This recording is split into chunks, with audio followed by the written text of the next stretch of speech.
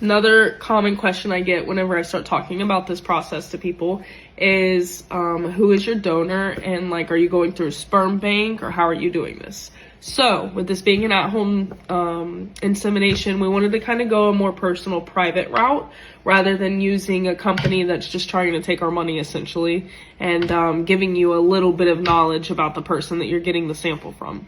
So basically, our donor is an open donor.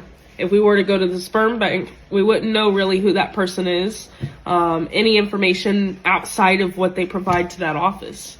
So that's another thing we were kind of concerned about, is because, like, who will our kids be sharing DNA with? You know, we don't even know this person. There's no face to the name hardly ever. And then not to mention, per vial of the sample, so they split the sample that person gives them, and they pay them a certain amount of bucks, like $50. They split that sample into 10 mini vials and split it out to people. So our thing is like, number one, we won't know like who our children has out there that's related to them. Number two, we're giving this company like $1,500, $2,000 for a little vial, and you know, they're not like in it to help you conceive, you know, it's just more or less like, what can we make off of you, essentially. So we decided to go with more of a private donor route.